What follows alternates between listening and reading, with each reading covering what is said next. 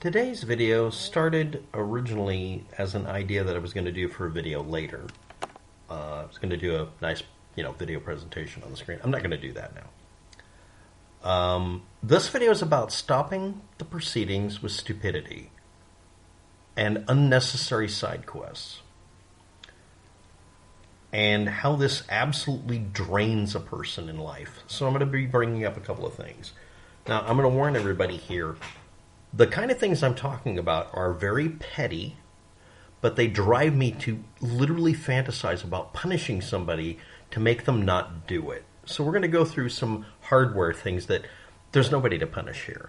And my fantasy courtroom drama mind of how I would torment a person. Like literally, it's not a courtroom. I'm literally the devil and I'm punishing someone for doing something quite ordinary. But the amount of misery it causes. This would be like if somebody invented the paperclip, which is almost a perfect design. It's literally, there's nothing left to fix and change in it. Especially for you lockpicker geeks. But if they did one little thing to make sure it was annoying to deal with when there was no need for it, and it took like double the effort or cost twice as much just to add that in. See also the entire user interface on YouTube or in your operating system. And no matter which one you have, it is that. Yes, if you're a Linux user, your operating system is designed to torment you into submission. You're not allowed to lie about it. If you use Godot to make a video game, G-O-D-O-T, it's designed to make you aggravated.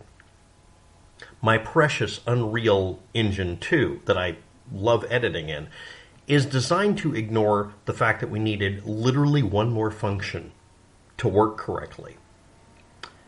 I won't even go into Unity except to repeat what I've always said. It was written by people who hated gamers that beat them all the time in game lobbies, so they deliberately removed certain features because they knew that it would piss us off. I will die on this hill, you can't convince me otherwise. Because why would anybody, by default, turn off 4 fucking buttons for movement that you could use that they obviously got mad at snipers using? It was me. Told them it was me. So, today we're going to talk about this mouse. First I'm going to pull out the battery and turn it off, both. There's nothing wrong with the mouse. I'm going to bring up, this is an example of something that has driven me to literally wanting to track the person down who did a design error. In my mind, obviously it's not. It's a technical issue. And went out of their way, as I always say. They went to a great deal of effort to make this as aggravating as possible to the point that it's unforgivable. This mouse is a Bluetooth one. I really do not recommend using Bluetooth for anything. Mostly because of security issues. But not having to fight with a cord. Yeah. This is the dream that was not achieved in his time period for the person who created the Apple computer as we know it now, the Steve Jobs. He really did want to get rid of every hunk of cabling. Cabling was a hindrance. He's a lot like every one of you and obviously me. Little stupid things, making things just a little bit aggravating to drive your stress level up. I've watched hundreds of people take their mouse and smash it when it was, in my case, the battery. But that's not what went wrong this time. Something worse. It's the button. You see, we have a scroll wheel here. And the scroll wheel is made intentionally very delicate because it has to be a very light touch item. Now you know why I unplugged the damn thing and took the battery out. Turned it off and took out the battery. And it also acts as a clicker, which is a bad design decision, but damned if it's not perfect. And our right click, which is for alternative functions of whatever we're doing in a graphical user environment or just to aim the gun in, a video game. And then our fire button, otherwise known as left click, or left mouse button. LMB, RMB, middle mouse button, MMB, and then scroll up, scroll down. And scroll slide click, which is the third function it has. And it's all done because of one little infrared element and a very tiny version of a camera that you might have had in some toy camera that you might have bought when you were a kid or had bought for you. So what's the weak element in it? Well, Wear and tear on circuit boards can damage circuit boards, obviously. Solder joints. No, it's the buttons. The only thing we have left in this thing that's imperfect, that's the kind of thing that everybody would like to get rid of, is when you do this. Guess what doesn't happen when you hear that click feedback? The audio and physical feedback that we value. Cherry MX Browns, am I right? That's a joke towards Glarses. The buttons do nothing. I'm clicking the button and getting all the feedback, physical and audible. It's not making a connection. Now, obviously, I'm going to go on a rant about back in my day. No, back in my day, they did the same thing. Switches have always been bad because they go bad eventually. This is a 3-year-old mouse. It can go bad. It's okay. And I'll turn it back on. Hope it doesn't freak anything out. And the mouse works. Good. I didn't smash it. Almost did.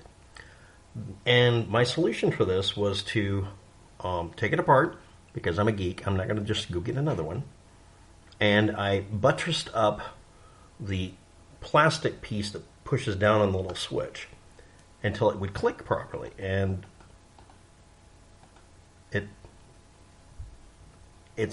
the button actually does work. It does actually click. But I have to press harder. After the clicking noise, I have to press just a little further.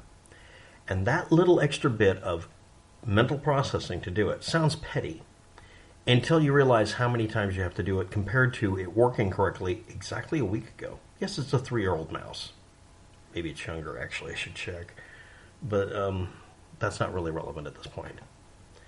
So what has this got to do with YouTube? Was this deliberate? No. It's simply the switch wearing out. And switches wore out in the good old days. And they wore out because the parts are pliant or compliant pieces where it goes click and does this. Even on older, fully mechanical keyboards that used a spring that warps and distorts and has an extremely long lifespan, like 20 or 30 years, they're still wear and tear. The most used keys will wear out faster. That's why a lot of keyboards, if you don't know about this, go look on Glarses, a YouTube channel. It's pronounced Glarses, and spelled that way. You can get keyboards where you can pull out the keys and put new ones in, because they will wear out. Or just swap them around to where the most used keys are replaced with the least ones, so it lasts longer. And you still have the ability to use just to hit the button a little harder. And then eventually get ticked off and just, at that point, make a new keyboard or just buy new keys and put them in. That's the beauty of making your own DIY keyboard, or just buying a really good one where you can fix it by replacing individual buttons. We get this thing where, yes, if I had the buttons, I'd just desolder it and immediately replace it. It's only got 2 buttons. But let's talk about the other aggravations that get in the way. These are the ones where a lawsuit should be done. Let's bring up Godot, Blender, and Unreal Engine. I was going to do a video about this where I was going to demonstrate it, but heck, we can demonstrate it by the power of not getting 2, but switching it off. Good. Egocentric movement. I rotate me as the perspective view of the player in the game. I can look up and down. I can turn right and left without moving. I can also move this way, sidestep, forward and back, and hop up and squat down or crouch. That gives me 3 dimensions of movement and 3 dimensions of rotation or axes of tilt. Some of you who do 3D editing know exactly where I'm going. The next stage, in your 3rd set of dimensions of you doing things, is to apply those to an object in front of you. I can make this object move left, right, forward, back, up, down. I can also rotate it on this axis, this axis. What's the 3rd axis? Tilt, which I never use. And if I ever use it, if the software allows me to do it, I get confused and I want to recenter me and orient me correctly so that I'm pointing up and down again. If I want to manipulate something in space, I have to have all 3 degrees of rotation, and then I have to be able to move it. I'll do one and then the other, but I need them. If you're making a 3D game environment, you need to do that. If I have a torch that I've modeled straight up and down, and I want to tilt it so that I can mount it to a wall, and have a torch on a wall, like a lot of games you might see torches on the wall. Or I'm in Rust Legacy and I'm holding a torch. I want to be able to have the ability to right-click it and put it on a wall. That means I have to be able to do that edit inside the game engine or something similar to it, an editor that's 3D, to get it right. And it has to be not oriented to the world around me. It has to be oriented to me while I'm carrying it. But when I go up to a wall, it has to adopt the orientation of that wall. Those are two separate methods. One of them is me-centric, which is me moving me around, moving this object independently in space, or moving it relative to me. Like when I'm running along and I've got my rock, it stays with me. It's in my field of view. However, if I set it in space and make it float magically, and I walk away or run right through it, it would stay hovering there because it's an item in the world. World-centric versus player-centric movement, positioning, and stabilizing or locking. These things get complicated, but they always involve 3 dimensions. 3 dimensions for the object, 3 dimensions for me, and 3 dimensions for the environment. And you can have, that's really all 3, right? So what is it about game engines and game editors and 3D editors leaving out, for some fucking reason, the ability to manipulate an object in every dimension possible? One damn dimension is eliminated when there's no need to. And yet, they'll include the ability of me to tilt myself exactly 2 degrees off, so I wonder, why the fuck is everything wrong? Why does everything look funny, and why is my movement being weird? The other thing is, at that point, it could lock me in that position, and suddenly I'm moving this way, instead of moving this way and this way in the environment. Yes, egocentric movement or player-centric movement suddenly becomes a horrible experience because now you have to reset. What kind of person would create the ability to do that? If I look up and down, I can sidestep or move forward and back by strafe mode only, where I'm just moving within the same plane. So everything's nice and level, especially since gravity is going to be oriented that way. The one thing I don't need is for it to tilt this way or this way. I call it dog look. Tilt your head like a confused dog. That's built into almost every single 3D editor I've dealt with that no one asked for, that almost never could have an ability to be used unless I was locking me to it, because I found a reason to do this, and I might rotate myself with something to get it perfectly aligned with something I'm sighting on.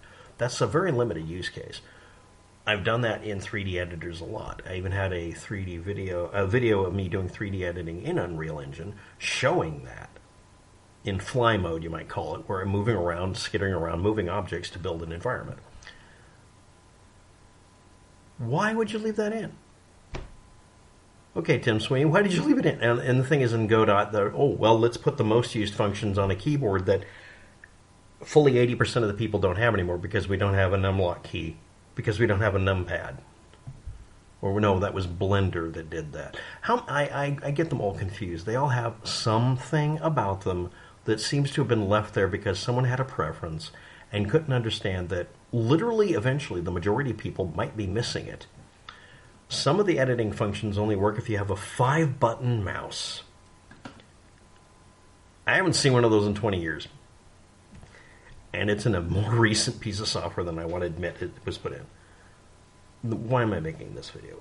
It's me whining. I'm just going to do this and get it out of my system. But the level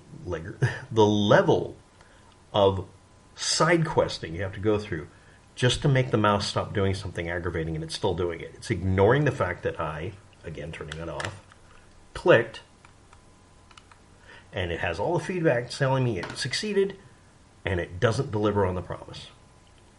That's a hardware issue. Let's replace a couple of buttons. Having that happen with YouTube, a website, an entire operating system, Windows 11 being AI-based and breaking itself like a twig, and dozens of editors always having at least one stupid peculiarity they won't fucking remove. And you wonder if it's people just doing this to see how much they can piss you off and make it a barrier for entry. Basically, if you're easily aggravated by them, they figure you shouldn't use the software. That was the attitude I got out of Linux people in the early days.